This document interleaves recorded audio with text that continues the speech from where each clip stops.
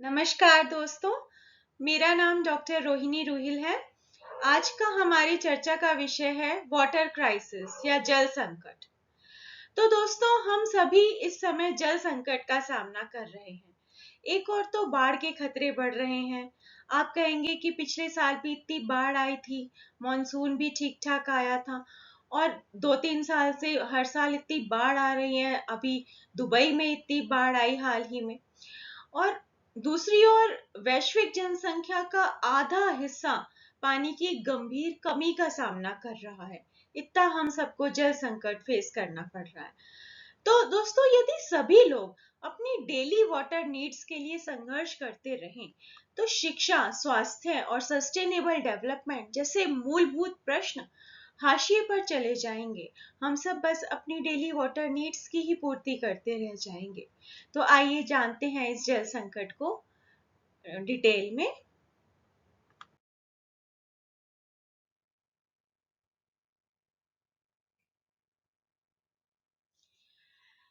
अब आप सवाल करेंगे कि इतनी बाढ़ आती है और चारों तरफ पानी पानी हो जाता है, फिर भी हमें जल संकट का सामना क्यों करना पड़ता है? तो दोस्तों, पृथ्वी का सारा पानी आसानी से उपलब्ध नहीं है या मानव उपयोग के लिए उपयुक्त नहीं है। तो जब हम उस पानी पे विचार करते हैं जो सीधे तौर पर ह्यूमन यूज कर सकते हैं, तो हम मुख्य रूप से रिवर्स एंड लेक्स और कुछ असेसिबल ग्राउंड वाटर पर ध्यान देते हैं। और टोटल फ्रेश वाटर का केवल 1%। अब फ्रेश वाटर पहले ही टोटल पानी का सिर्फ 2.5% है और फ्रेश वाटर का भी केवल 1% सीधे तौर पे मानव उपयोग के लिए आसानी से उपलब्ध है। इसका मतलब है कि पृथ्वी पर कुल पानी का लगभग 0.006% मानव उपयोग के लिए उपलब्ध है। तो जो पानी आप अपने चारों तरफ देखते हैं, वो सारा पानी मानव उपयोग के लिए सुटेबल नहीं है और बहुत ही 1% से भी कम जो है 0.006% पानी ही केवल मानव उपयोग के लिए उपलब्ध है। अब दोस्तों, बाढ़ और भारी बारिश के बावजूद जल संकट का सामना करना एक जटिल मुद्दा है। जलवायु परिवर्तन मौसम के पैटर्न को बदल रहा है, जिससे रेनफॉल मोर अनप्रेडिक्टेबल और अत्यधिक हो रही है। इसके परिणाम स्वरूप इंटेंस बट शॉर्ट लिव्ड वर्षा होती है, जो बाढ़ का कारण तो बनती है, लेकिन स्थायी जल संसाधनों में योगदान नहीं देती। तो इस तरह के extreme weather patterns natural water cycle को डिसरप्ट करते हैं, जिससे सूखे की अवधि के बाद भारी बारिश होती है और जिनमें से कोई भी स्टेडी वाटर सप्लाई बनाए रखने के लिए अनुकूल नहीं है।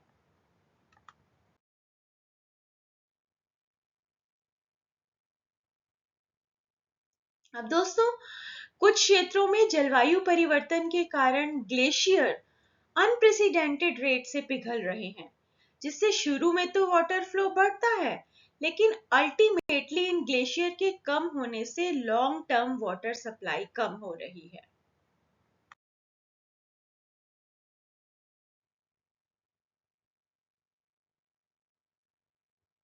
साथ ही दोस्तों, कई क्षेत्रों में वर्षा जल को प्रभावी जो वर्षा का जल है, जो रेन वाटर है, उसको प्रभावी ढंग से कैप्चर या उसको स्टोर करना, या जो रेन वाटर है उसको प्रॉपरली स्टोर करके कैप्चर करके प्रॉपरली डिस्ट्रीब्यूट करना, इसके लिए जो बुनियादी ढांचा चाहिए, उस बुनियादी ढांचे का अभाव है। तो जो बाढ़ का पानी है वो संग्रहित होने की बजाय बह जाता है, नदियों और महासागरों में बह जाता है। और दोस्तों, शहरी इलाकों में इम्परमीबल सरफेस होती है, रोड बनी हुई है, सब जगह कंक्रीट की बिल्डिंग्स हैं, तो इम्परमीबल सरफेस होती है, तो जो पानी है वो जमीन में रिस नहीं पाता। तो जमीन में घुसने से ये इम्परमीबल सरफेस रोकती है पानी को। और फिर जो नदियां हैं, झीलें हैं, जलाशय हैं, इनका रख रखाव खराब होता है। तो इससे क्या होता है कि सेडिमेंटेशन, पॉल्यूशन, जल भंडारण की क्षमता कम होना, ऐसी प्रॉब्लम्स होती हैं। अब तेजी से शहरीकरण से शहरों में पानी की मांग भी बढ़ जाती है और जो शहरी क्षेत्र है वो प्राकृतिक लैंडस्केप को भी बदल देते हैं, प्राकृतिक लैंडस्केप को। तो भूमि में वर्षा का जल जो है एब्जॉर्ब नहीं हो पाता, सरफेस रन ऑफ बढ़ जाता है, बाढ़ का खतरा तो बढ़ जाता है, लेकिन जो ग्राउंड वाटर रिचार्ज है वो कम हो जाता है।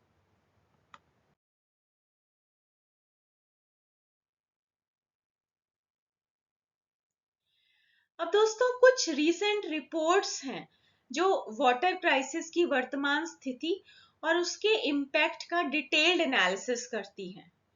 अब जैसे ये आप देखेंगे दोस्तों कि UN world water development report 2024, UN की ये रिपोर्ट थी, वर्ल्ड वाटर डेवलपमेंट रिपोर्ट, जो अभी इसी साल आई है, water for prosperity and peace. तो ये रिपोर्ट बताती है कि शांति और विकास को बढ़ावा देने में पानी की महत्वपूर्ण भूमिका है। और फिर ये भी इस रिपोर्ट में बताया गया है कि वैश्विक स्तर पर ग्लोबली 2.2 अरब लोगों के पास स्वच्छ पेयजल नहीं है। 2.2 बिलियन पीपल ऐसे हैं जिनके पास पीने के लिए साफ पानी उपलब्ध नहीं है, और जबकि 3.5 बिलियन पीपल ऐसे हैं जिनको सेफली मैनेज्ड सैनिटेशन फैसिलिटीज नहीं है। और ये जो व्यापक कमी है ये क्या कर रही है, ये जियो पॉलिटिकल टेंशंस को बढ़ा रही है। आपने देखा होगा कि दो राज्यों के बीच में लड़ाई होती है पानी को लेके, दो देशों के बीच में लड़ाई होती है पानी को लेके, अस्थिरता में योगदान दे रही है। ठीक है, और जो कमजोर आबादी है, जैसे विशेषकर महिलाएं हैं, लड़कियां हैं, उनके मौलिक अधिकारों को भी ये पानी की कमी कमजोर कर रही है, क्योंकि उन्हें वाटर कलेक्शन ड्यूटीज का खामियाजा भुगतना पड़ता है। और विशेषकर ग्रामीण क्षेत्रों में जहाँ पे ये जो वाटर क्राइसिस है ये लड़कियों के स्कूल ड्रॉप आउट का कारण बन जाता है।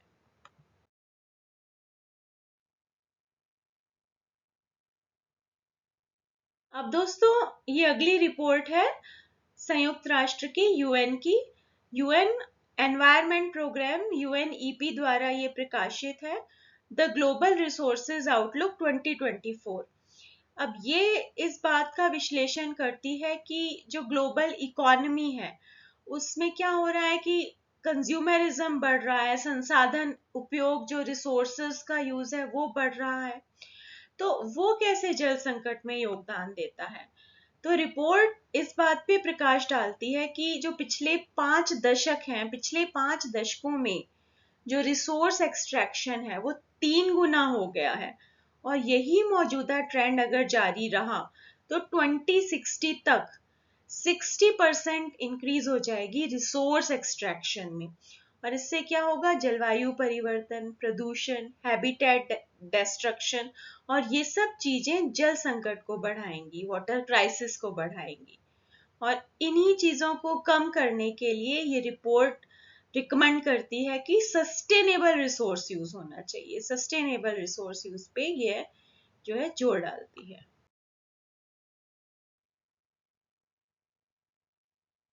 अब दोस्तों स्टॉकहोम इंटरनेशनल वाटर इंस्टीट्यूट, सिवी करके है, स्टॉकहोम इंटरनेशनल वाटर इंस्टीट्यूट, ये काफी इंसाइट्स प्रकाशित करता है वाटर क्राइसिस से रिलेटेड। तो महत्वपूर्ण पहलुओं पर ये जो रिपोर्ट्स हैं ये ध्यान केंद्रित करती हैं, जैसे कि वाटर डिप्लोमेसी का क्या महत्व है, जो इनोवेटिव वाटर मैनेजमेंट प्रैक्टिसेस हैं उस पर प्रकाश डालती है, इंटीग्रेशन ऑफ वाटर, जो वाटर को डिस्कस किया जाए एनवायरमेंटल एंड इकोनॉमिक पॉलिसीज में। अब जो ये सिवी का काम है ये इस बात पे प्रकाश डालता है कि सस्टेनेबल वाटर मैनेजमेंट और पीस बिल्डिंग के लिए इफेक्टिव गवर्नेंस और इंटरनेशनल कॉपरेशन कितना आवश्यक है। तो इंटरनेशनल कॉपरेशन वो ये है। फिर दोस्तों वर्ल्ड इकोनॉमिक फोरम की ग्लोबल रिस्क्स रिपोर्ट है 2024 की, इसी साल की। तो ये वर्ल्ड इकोनॉमिक फोरम की रिपोर्ट कहती है कि पानी की कमी सहित जलवायु संबंधी थ्रेट ग्लोबल स्टेबिलिटी के लिए एक प्रमुख खतरा है, ग्लोबल स्टेबिलिटी के लिए। और इस रिपोर्ट में कहा गया है कि अगले दशक में जलवायु परिवर्तन के जो प्रभाव हैं, जैसे कि अधिक सूखा पड़ना, बार बार सूखा पड़ना, और ऐसे प्रभाव पानी की कमी को बढ़ा देंगे आने वाले सालों में। और उससे क्या होगा, वैश्विक खाद्य सुरक्षा, आर्थिक स्थिरता और सार्वजनिक स्वास्थ्य, ये सब के लिए वो एक थ्रेट है। फूड इनसिक्योरिटी इससे पैदा होगी, अस्थिरता पैदा होगी, स्वास्थ्य के लिए ये खतरा है। तो ये रिपोर्ट जो है वो कॉम्प्रिहेंसिव पॉलिसी फ्रेमवर्क और इंटरनेशनल कॉपरेशन के माध्यम से इन चुनौतियों का समाधान करने का रिकमेंडेशन करती है। तो ये रिपोर्ट भी इंटरनेशनल कॉपरेशन का ही आह्वान करती है।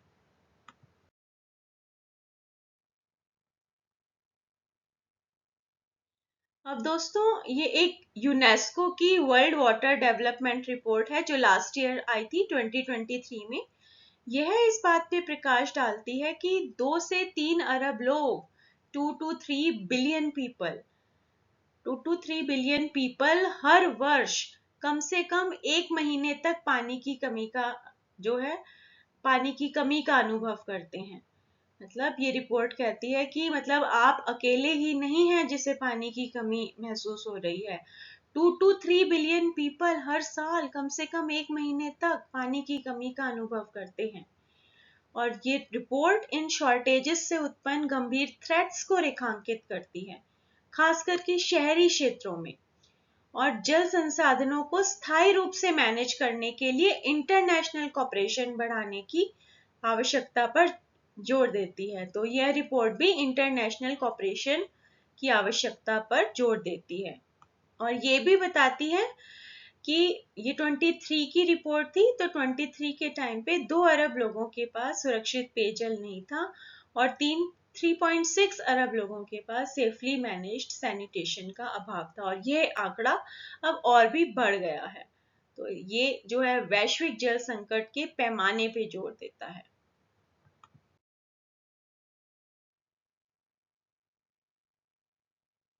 तो दोस्तों, ये report sustainable resource management, effective governance और इंटरनेशनल कॉपरेशन के माध्यम से वैश्विक जल संकट को संबोधित करने पे जोर देती है।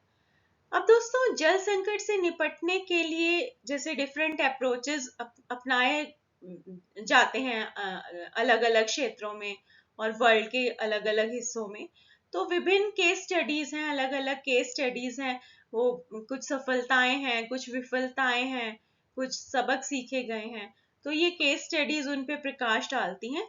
तो आइए दुनिया भर के कुछ महत्वपूर्ण केस स्टडीज पर चर्चा करें।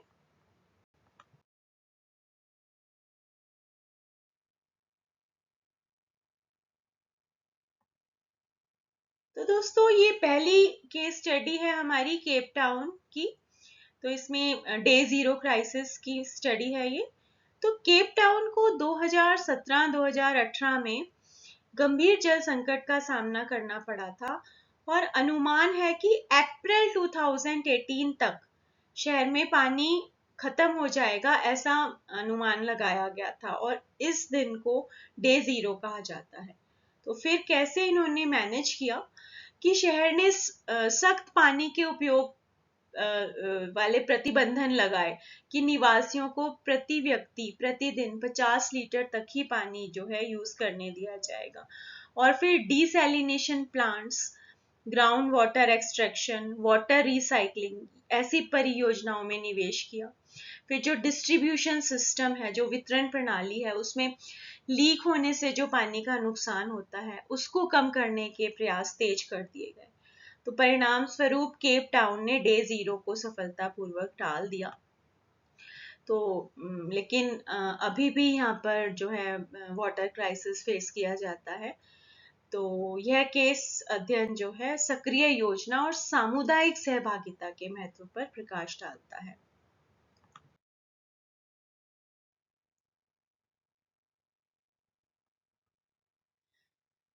अब दोस्तों, अगली केस स्टडी यह है कि चेन्नई में 2019 में खराब मानसून आया था, मतलब इतना अच्छा मानसून नहीं था। और जो ग्राउंड वाटर है उसका भी ओवर एक्सट्रैक्शन हो गया था, जिसके कारण पानी की भारी कमी हुई थी। तो शहर, आसपास के जिलों, यहाँ तक कि अन्य राज्यों से पानी की ट्रकिंग पे निर्भर था कि दूसरे राज्यों से पानी ट्रक्स में आएगा तो वो यूज करेंगे। फिर जल संरक्षण और सस्टेनेबल यूज के बारे में इन्होंने जागरूकता बढ़ाई। फिर डिसैलिनेशन प्लांट्स में निवेश किया, और सरकार ने ग्राउंड वाटर को रिचार्ज करने के लिए एक लॉ बनाया कि जो बिल्डिंग्स हैं, जो न्यू बिल्डिंग्स बनेंगी, उसमें रेन वाटर हार्वेस्टिंग प्रणाली का होना जरूरी है। तो रेन वाटर हार्वेस्टिंग को अनिवार्य किया गया। तो उससे क्या हुआ कि तात्कालिक संकट तो कम हो गया, लेकिन जो दीर्घकालिक टिकाऊ जो जल प्रबंधन है वो अभी भी एक चुनौती बना हुआ है। तो फिर भी इस स्थिति ने इंटीग्रेटेड जल संसाधन जो प्रबंधन है उसकी आवश्यकता को रेखांकित किया।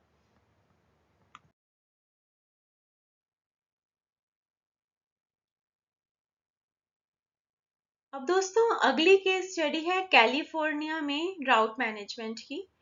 तो कैलिफोर्निया को कई गंभीर सूखे का सामना करना पड़ा है, जिसमें से सबसे हालिया सूखा जो है वो 2020 से अभी 2022 तक पड़ा था। तो इसमें क्या है, कैसे इन्होंने मैनेज किया कि राज्य ने मैंडेटरी वाटर यूज रेस्ट्रिक्शंस लगाए और ड्राउट रेजिस्टेंट लैंडस्केपिंग को प्रोत्साहित किया। अब ये ड्राउट रेजिस्टेंट लैंडस्केपिंग क्या है? इसको ज़ैरी स्केपिंग के नाम से भी जाना जाता है। इसमें क्या होता है कि जो सिंचाई पानी है उसकी आवश्यकता को कम करने के लिए जो बागीचे हैं या जो लैंडस्केप है उसको उसी तरह से डिजाइन किया जाता है कि कम से कम पानी खर्च हो। जैसे कि जो समान जल आवश्यकता वाले पौधे हैं उनको एक साथ समूहित किया जाता है, और फिर ऐसे देसी पौधों का चयन किया जाता है जो कि स्थानीय जलवायु और जो स्थानीय मिट्टी है उसके अनुकूल हो। फिर ड्राउट टॉलरेंट स्पीशीज का चयन किया जाता है जिन्हें न्यूनतम पानी की आवश्यकता हो। फिर जो नेचुरल वाटर रन ऑफ है उसका उपयोग किया जाता है इरिगेशन के लिए। छाया का लाभ उठाया जाता है, स्ट्रेटेजिक प्लेसमेंट की जाती है पौधों की, और पौधों की जड़ों तक सीधे पानी पहुंचाने के लिए ड्रिप इरिगेशन सिस्टम का यूज किया जाता है। और इसके अलावा जो वेस्ट वाटर रिसाइकलिंग है, स्टॉर्म वाटर कैप्चर परियोजनाएं हैं, उस पे निवेश किया गया, उसका विस्तार किया गया। फिर जो रिसाव है, लीकेज होता है जो, उसको कम करने के लिए, एफिशिएंसी में सुधार करने के लिए जो बुनियादी ढांचा चाहिए उसमें इम्प्रूवमेंट किया गया। तो इन सब उपायों से कैलिफोर्निया को अपने जल संसाधनों में मतलब जो है काफी इम्प्रूवमेंट मिली।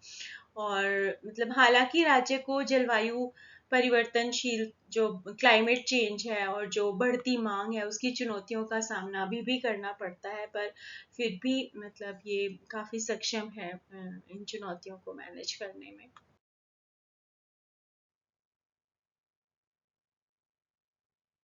अब दोस्तों, ऑस्ट्रेलिया ने 1997 से 2009 तक लंबे समय तक सूखे का अनुभव किया। इसको मिलेनियम सूखे के रूप में जाना जाता है।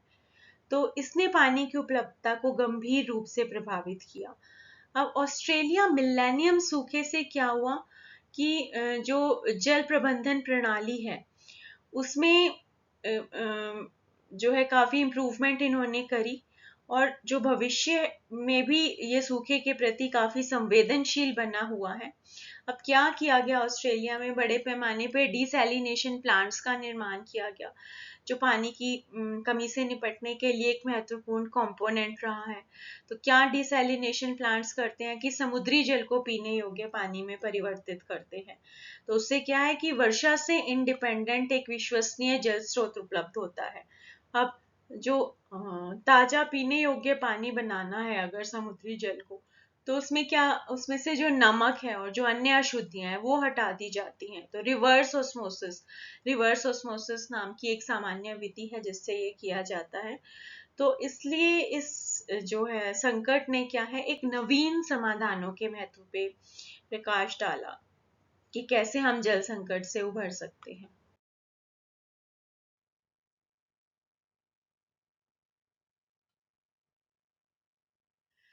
तो दोस्तों, वैश्विक जल संकट हमारे समय की सबसे गंभीर चुनौतियों में से एक है, जो दुनिया भर में करोड़ों लोगों के जीवन को प्रभावित कर रहा है। अब चाहे केप टाउन में डे जीरो हो, या चेन्नई में भूजल की गंभीर कमी हो, या कैलिफोर्निया में लंबे समय तक सूखा हो, या ऑस्ट्रेलिया में मिलेनियम सूखा हो, तो इन केस अध्ययनों से पता चलता है कि विभिन्न क्षेत्र किस तरह पानी की कमी से जूझ रहे हैं। अब इन उदाहरणों में सबसे जो प्रमुख सबक मिलता है वो होता है कि टेक्नोलॉजी, पॉलिसी, कम्युनिटी एंगेजमेंट, सबका इंटीग्रेटेड उपयोग जो है वो करके हम इस समस्या से जूझ सकते हैं। अब चाहे ऑस्ट्रेलिया में डिसैलिनेशन प्लांट्स हो, या कैलिफोर्निया में एडवांस्ड इरिगेशन सिस्टम्स हो, चेन्नई में रेन वाटर हार्वेस्टिंग हो, या केप टाउन में स्ट्रिंजेंट वाटर रेस्ट्रिक्शंस हो, तो ये सभी बताते हैं कि कैसे पानी की कमी को प्रभावित ढंग से संबोधित करने की आवश्यकता है। अब ये रणनीतियां बताती हैं कि जो टेक्नोलॉजिकल एडवांसमेंट है, या जो बुनियादी ढांचे में निवेश है, वो महत्वपूर्ण है, पर उसके साथ साथ जो पब्लिक अवेयरनेस है, जो बिहेवियर चेंज है, वो भी उतने ही महत्वपूर्ण है। तो दोस्तों, इसी के साथ मैं अपनी प्रेजेंटेशन समाप्त करती हूँ। आशा है आपको ये पसंद आई होगी। कृपया इस वीडियो के लिए लाइक बटन दबाएं और चैनल को सब्सक्राइब कीजिए। आपका बहुत बहुत धन्यवाद। अपना अच्छे से ख्याल रखिए। Bye bye.